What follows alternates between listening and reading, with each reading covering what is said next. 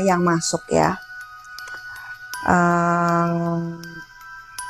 tentang kejadian di tahun 2026 ini. Dari yang masalah soal satanik, dari yang rencana 10 hari kegelapan tentang satanik, lalu tentang kiamat di bulan November, tanggal berapa katanya, tanggal 16 ya kalau nggak salah ya, pokoknya intinya November lah ya. Itu banyak sekali yang minta saya untuk bersuara gitu ya, untuk membahas persoalan ini gitu.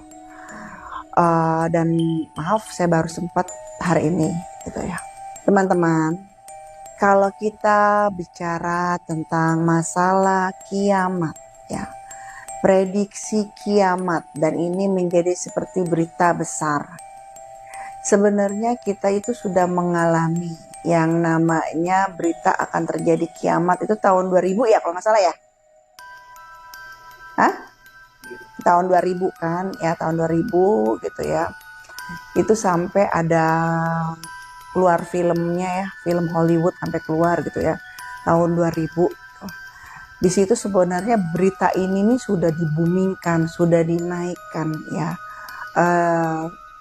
Sebenarnya kalau saya tanggap, saya prediksi gitu ya, berita ini dikeluarkan ada beberapa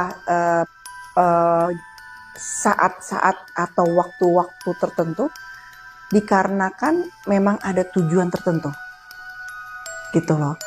Nah, kenapa saya bilang kayak gitu? Karena ketika manusia itu akan panik gitu ya, mengalami sebuah kondisi katanya kiamat, khususnya bagi mohon maaf ya yang secara mungkin tauhidnya kendur gitu ya, atau sama sekali tidak ada. Nah, itu akan menjadi sebuah psikologis yang benar-benar menyerang gitu. Dan terutama untuk anak-anak kecil gitu ya, anak-anak remaja.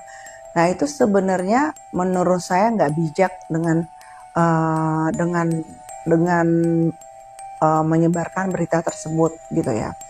Nah, kalau prediksi saya, apakah benar-benar terjadi? Prediksi saya sebenarnya gini, kalau berdasarkannya masalah populasi, ya memang kan dunia ini populasinya sudah sangat berlebihan gitu ya. Penggunaan perusakan alam juga, pemanfaatan alam juga sudah kelewat batas gitu ya. Dan memang banyak sekali kerusakan-kerusakan alam. Sepanjang saya jalan gitu aja, saya melihat bagaimana kerusakan-kerusakan alam gitu ya. Jadi saya juga sebenarnya kayak ngebatin ya, wajar kalau sekarang ini posisinya alam itu lagi banyak goncangan atau lagi banyak bencana. Sebenarnya karena selalu saya bilang bahwa bumi kita lagi kondisi kesakitan gitu ya. Nah, itulah yang terjadi. Jadi kayak ada pentataan ulang kembali gitu ya, peradaban baru kembali untuk ibu bumi ini gitu. Paranormal pun melanjutkan pandangannya bahwa keresahan yang muncul bukan semata tentang tahun 2026. Dalam pengamatannya, tanda-tanda yang dikhawatirkan banyak orang sebenarnya bukan sesuatu yang tiba-tiba muncul. Ia melihat bahwa gejala itu sudah berjalan perlahan, bahkan sejak bertahun-tahun lalu, hanya saja kini terasa semakin jelas dan sulit diabaikan.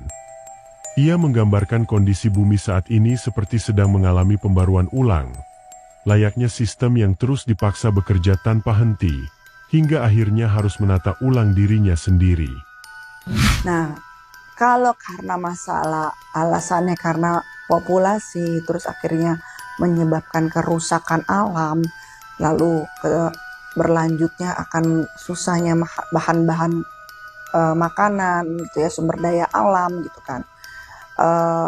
Itu sebenarnya tidak perlu tahun 2026, tidak perlu bulan November, tidak perlu tanggal 16, itu sudah terjadi.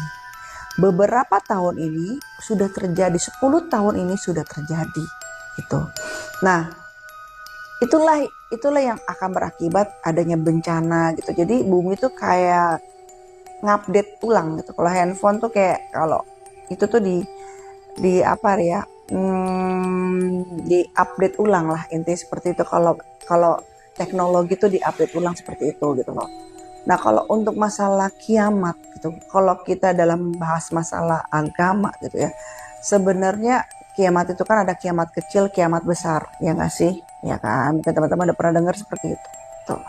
Nah sebenarnya dengan keadaan bencana seperti ini, dengan keadaan itu udah termasuk dengan lingkungan pergaulan yang marak sekali yang namanya kehidupan bebas gitu ya. Dan semua segala apapun dihalalkan untuk hal-hal yang istilahnya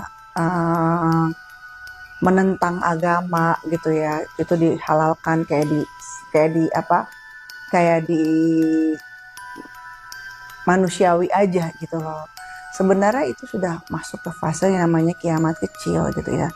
Tetapi bukan maksud versi bahwa akan terjadinya kiamat gitu loh. Maksud aku seperti itu. Kalau kiamat yang seperti kiamat yang dibayangkan seperti apa, tidak ada yang pernah tahu kiamat itu kapan.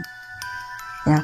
Dan tidak bisa ditentukan jamnya, tanggalnya, bulannya, tahunnya untuk kiamat. Karena kiamat itu adalah merupakan sebuah hak prerogatifnya Allah Subhanahu wa taala. Itu udah paten. Gitu. Nah, kita sebagai manusia hanya mempersiapkan nih sebelum itu terjadi apa yang harus kita persiapkan gitu ya. Entah amal ibadah kita, entah karma baik kita gitu kan. Itu yang menjadi kayak amunisi atau bekal kita untuk perjalanan yang panjang nanti di sana gitu. Nah jadi bila mana prediksinya berdasarkan sebuah ilmiah gitu ya. Kalau menurut saya itu hanya sebuah kosakata yang dibesarkan. Tapi kalau dia masuknya ke memprediksi sebenarnya seperti kiamat yang dimaksud dalam versi agama, itu menurut saya tidak gitu. Tapi kalau kayak kosakata gitu bahkan akan terjadi seperti itu gitu kan ya, sebenarnya udah terjadi dan itu bukan tahun 2026, 10 tahun yang kita mundur itu udah terjadi gitu. Populasi meningkat, tetapi masalahnya gini, kita harus punya plan A, plan B kehidupan, gitu ya. Jadi saya selalu bilang bahwa perencanaan, gitu ya, itu harus punya, gitu loh.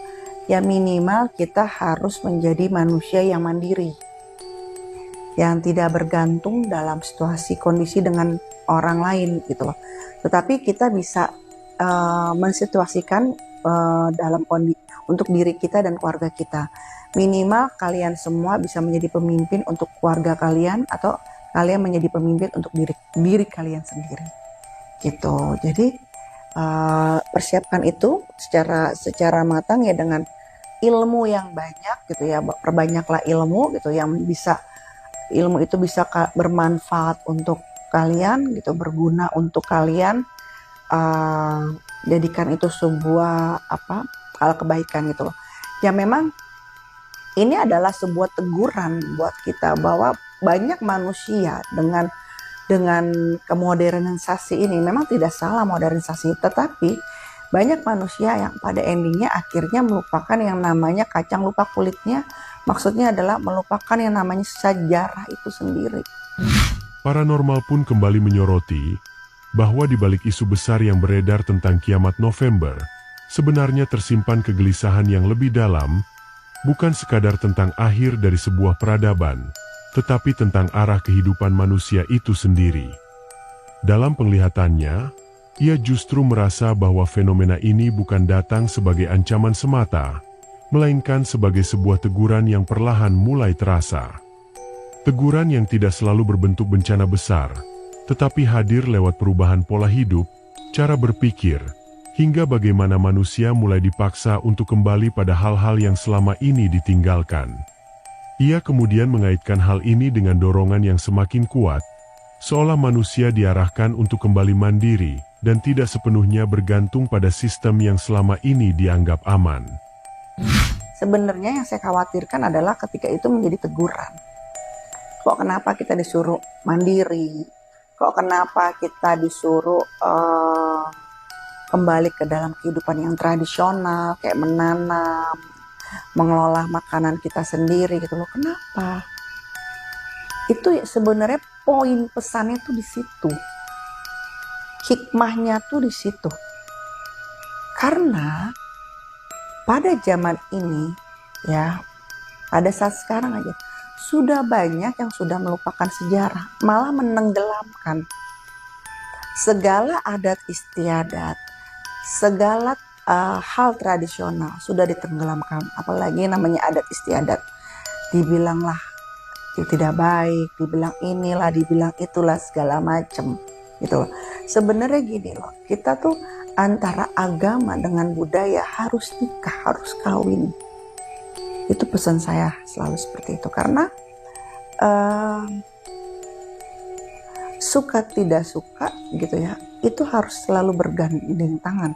Adat gitu ya, adat istiadat tanpa agama juga itu akan, kalau bahasa saya itu akan kayak bisa berakibat ke ya kayak layangan singit lah, seperti itu, bahasanya seperti itulah ya. Nah, begitupun dengan agama dan budaya memang harus kawin. Nah, yang saya khawatirkan adalah sebenarnya poin ini adalah kenapa kita harus introspeksi, kita selami. Kenapa ini menuntut kita untuk kembali ke kehidupan tradisional, menanam, beternak, ya kan? Seperti itu. Kita harus melihat perjalanan ke belakang kita panjang seperti apa. Nah, itu dia, makanya sejarah itu adalah jati diri manusia. Itu introspeksinya. Jadi makanya maksud saya, yuk kita perbaiki gitu loh. Yang segala adat istiadat kita harus dirikan lagi, kita hormatin. Ya memang itu sudah ada dari zaman kita tarik ke belakang pun udah ada dan tidak salah. Ada hukum terbentuk dari adat istiadat, itu ada. Makanya juga pelajaran hukum ada hukum adat. Gitu loh. Jadi bahwa yang tidak semuanya namanya adat istiadat itu membawa keburukan buat diri manusia. Secara the real fakta kehidupannya bahwa dari hasil budaya itu bisa menciptakan sebuah hukum gitu ya. Nah, itu maksud saya, kita ambil hikmahnya aja. Omongan yang November ini akan kiamat tanggal 16 ya kalau nggak salah. Kita ambil hikmah. Kenapa semua berita itu mengajak kita kepada kehidupan tradisional?